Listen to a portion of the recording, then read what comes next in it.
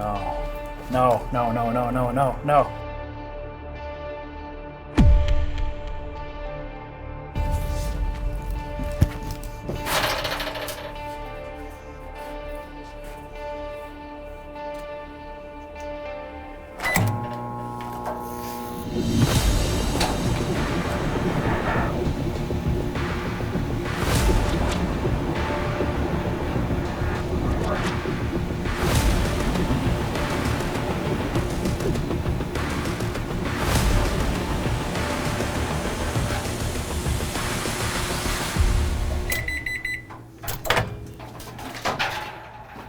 Oh, it's kind of dark.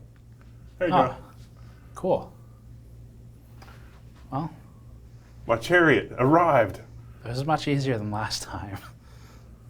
Much better travel too. So, servers. Yeah, we got to fix stuff. Before that, this video is brought to you by Linode, cloud computing from Akamai, our web hosting provider that we've been using for over a decade now.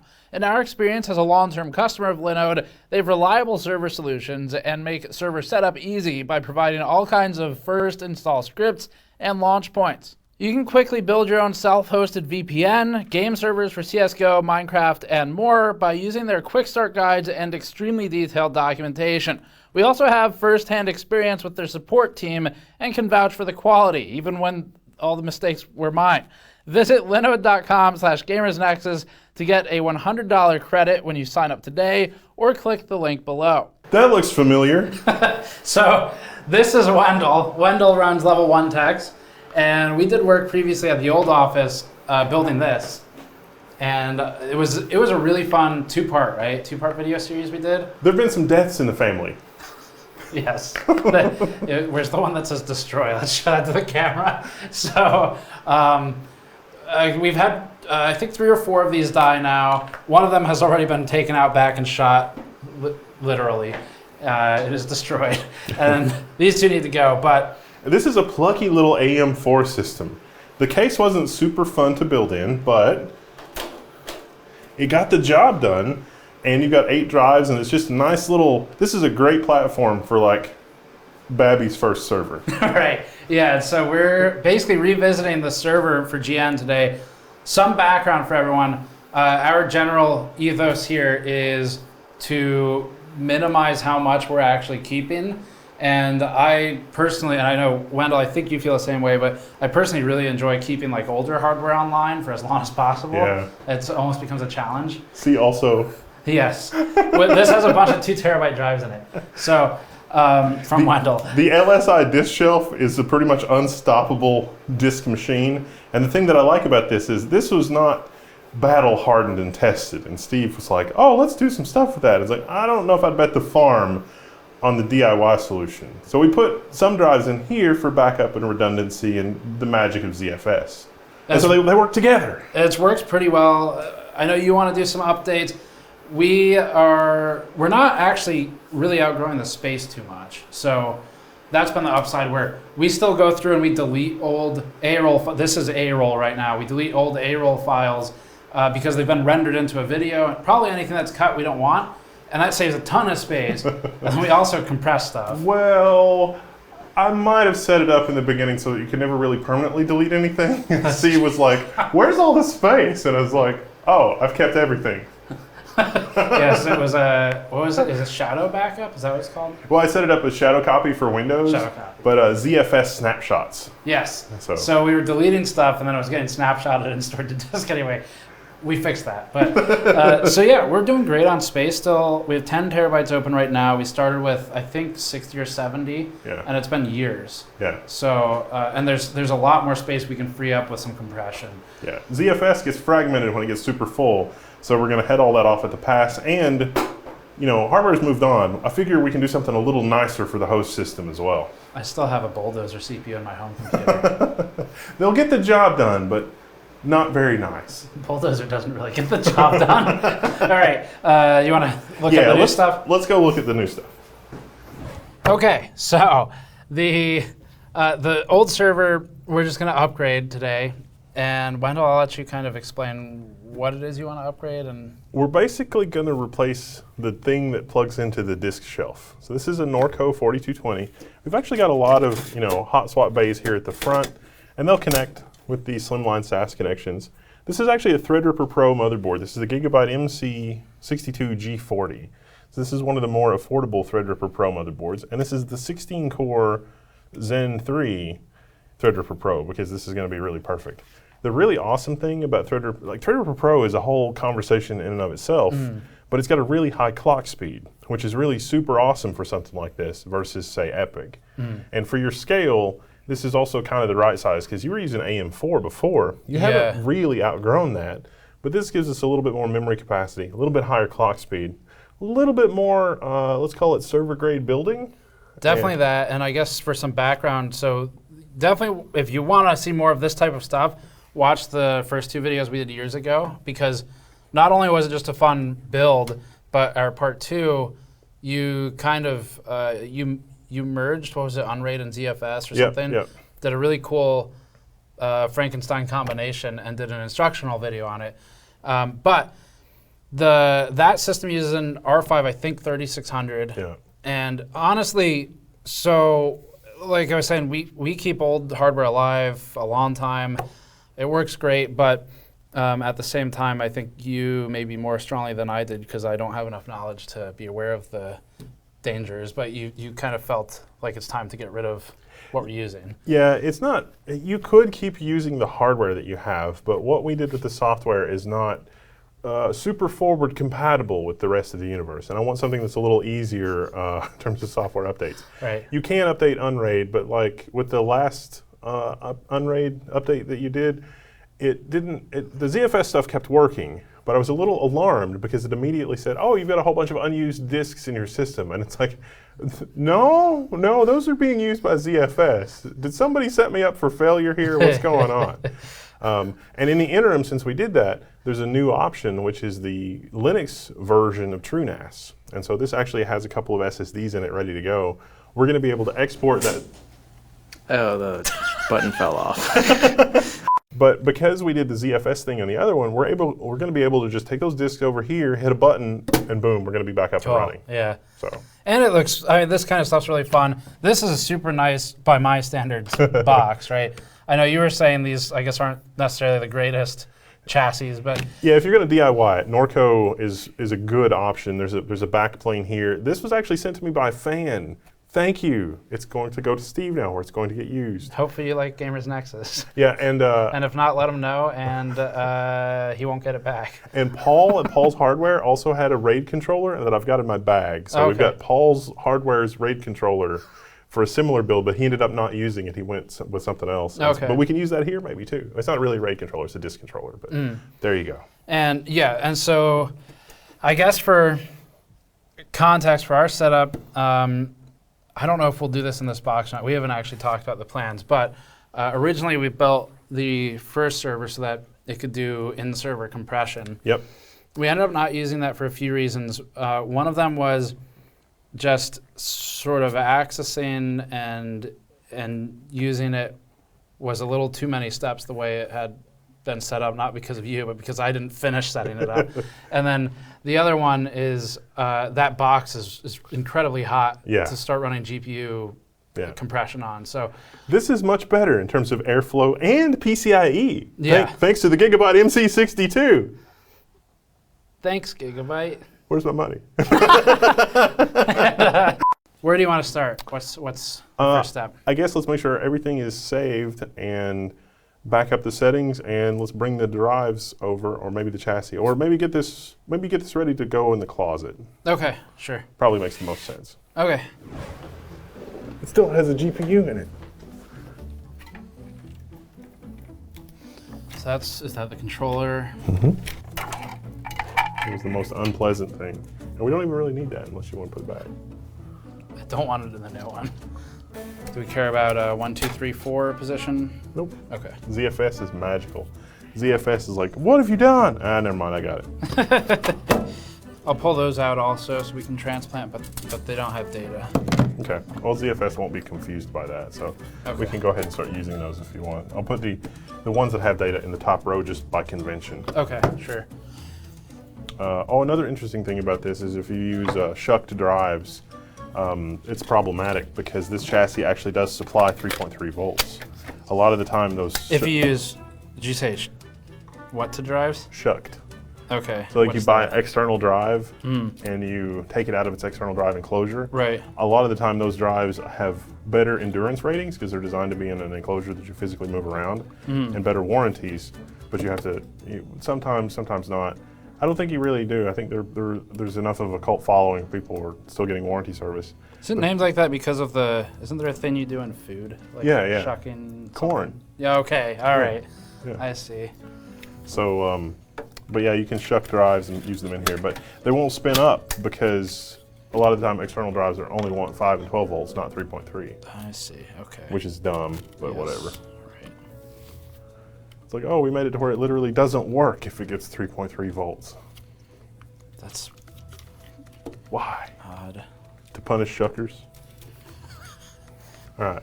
Now, the other thing that we needed to do is like this controller did not like, this is the Broadcom tri-mode adapter, I think, and it didn't like the 20 terabyte hard drives because it needs a firmware update. Okay. Yes, I remember. I ended up running them in. The disk shelf didn't like them, right? Right. But the Silverstone box was okay. Yeah, they'll work in the top shelf here, but this will still be connected. The disk shelf will still be connected through this, so we need to update this. Okay. So I guess the plan is this will end up being the actual processing power plus a set of drives. Yep. Then we'll have the existing drive still in place at the shelf. Yep. That shelf's got a lot of available sleds still too. Yeah. So. As will this. Yes, there's a lot.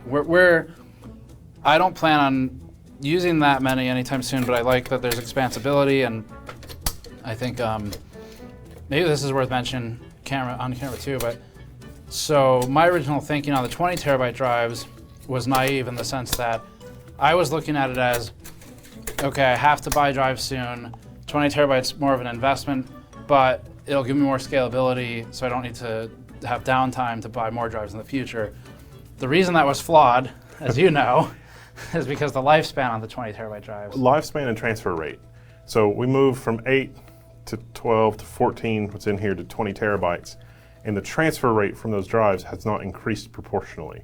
So we're looking at 24-hour plus around on a drive that works perfectly to transfer your information. So if something goes wrong or it's having to resilver the drives, it's you have a drive that dies, the information on the new blank drive has to be constructed either from the drive that's being replaced or by reading the other drives, which will take forever to write that information. And it's into the new risky drive. if you have another failure. Right. So even when you're rocking 20 terabyte drives, you really need like 3 levels of redundancy. So when you're dealing with ZFS, you're talking about adding 8 drives at a time for it to make sense economically. Right, yeah, and I think after talking with you last time, I think my decision was, okay, we'll probably move to 8 terabytes in the future. Yeah. All right, there's the last of those. Nice. Is there, from a custodial perspective, should I be labeling these with like serial numbers? For what we're going to be doing as far as setup goes, and because I'm not worried about Unraid anymore, I don't even think that's really going to be necessary. Okay. It is a little bit nice to know, it's like when you have a specific drive fails to immediately know where it physically is. Right. But I think we'll be able to, because of the backplane in this, I think that it gives us that information. Oh, okay. So. What does it say, slot 1, 2, 3, 4? Yeah, and so like you just have to know, is it That's on really this cool. interface or this interface, and so it's the top interface and the bottom one. That's cool, okay. Yeah. Sweet, what's next? We probably can go ahead and put this physically in place, but I don't have everything connected yet, just so we can get the software on this little guy updated. Okay, so to the server room. I think so.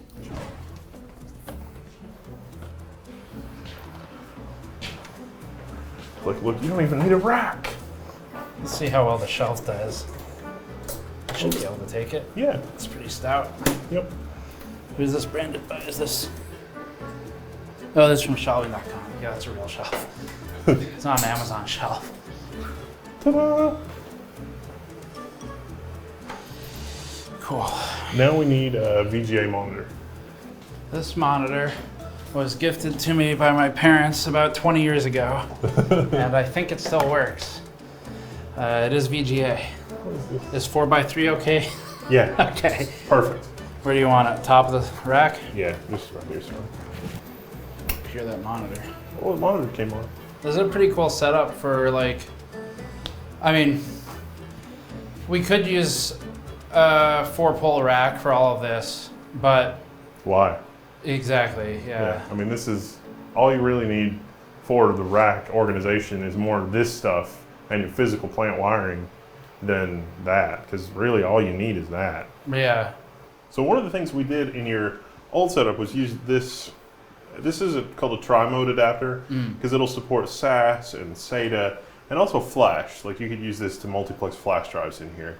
And one of the reasons we use this was to be able to cram everything into that Silverstone case. So we got 4 ports here, which could support 16 drives or 1 SSD and 12 drives or 2 SSDs or whatever. We used it with this to connect to the external disk shelf. But now, because this enclosure will hold 24 drives, we've got 8 drives that are serviced off the motherboard, and we'll have 16 drives that are serviced off this controller. That doesn't leave us anything for external. So we'll add another interface for our external shelf. And so this is just e-waste basically, but this is tried and true, it works, it's LSI, and it's awesome. And this replaces this adapter cable that went into this. And so this will give us a maximum capacity of 48 drives. It is sort of a sad statement on society when you say, this is e-waste, it's tried and true and works really well. Like, where are we now? We don't like reliability, we like new. This is a third, just to give you an idea, like this was manufactured eons ago, and this model number is like SAS 3801, and this one is 3815. Okay. So the world hasn't moved on a lot from A to B. This is 8 channels, and this is 16, which is why the heatsink is so much more impressive. Right. But other than that, so is the plan to, which one are we using ultimately? we will use both. Okay, cool. So 16 plus 8 plus 8 gives us 48. Well, it's a lot. in SAS math. Right. And we end up not needing this. Cool. Does so for PCIe lane assignment and stuff, do we care at all what's where? No, because you've got 128 lanes. You got PCIe for days. Yes. Days and days of PCIe.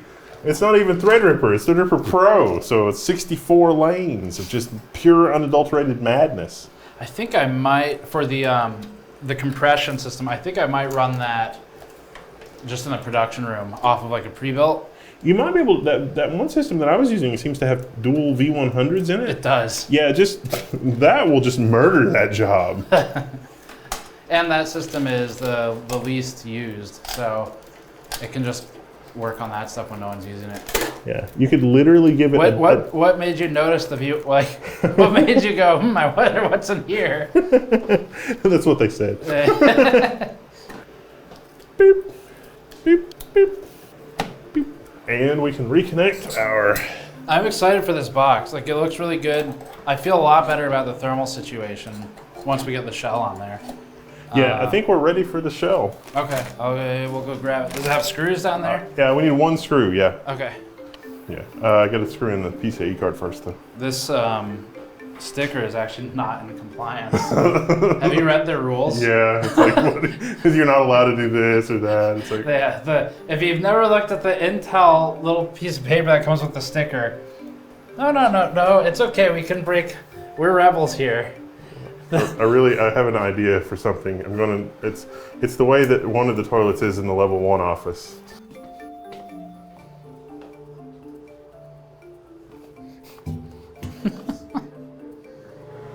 We'll take that off when the new Sapphire Rapid stepping comes. So it sort of slots in. Yep. Should just ka-thunk into place. Yes, excellent. Nice. It's amazing. All right, now we should be able to finish the setup from in yonder, which is just, which is probably boring. It's just basically let's configure the IP address and set the shares and import the data pool and blah blah blah, and that's pretty much it. So we've imported the disks. We haven't reconfigured or redone any of the geometry, but because we use ZFS, we were basically able to go through the GUI, import ZFS.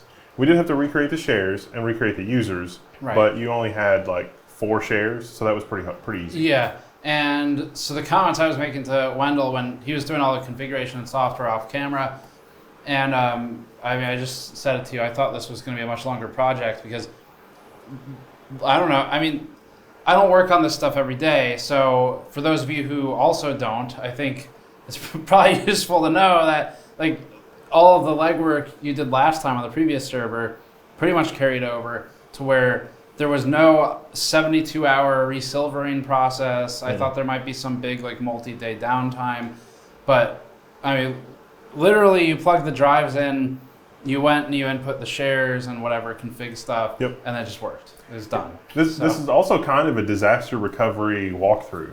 It's like, oh, you have your drives, but you know there's catastrophic failure. As long as the drives are okay, at least a quorum of the drives, not even all of them, you'll be able to import it and recover your data and do whatever. Yeah. So I mean, I was shocked at how quickly this came together. Because we literally did all the work last time, and we're just building on that with new software, with new features, and new awesome. We had Steam Cache last time, but it was a little rough around the edges. We're going to do Steam Cache again, and it's going to be even better this time. Yeah, and that I'm excited about. Last time we had issues where, since the DNS, I guess, was changed for Steam Cache, we had issues where just loading websites was really slow on the production machines, and so we just stopped using it. Partly because I didn't want to bother Wendell, and it was the quickest solution.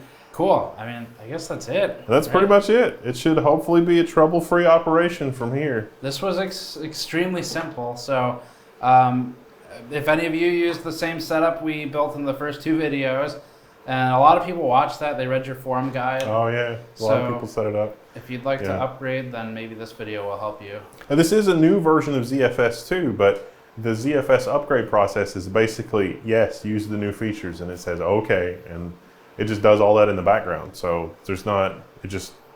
Right. And then we might have another video on this channel or GN Extras or something. So stick around for that. Otherwise, check out Level1Techs on YouTube.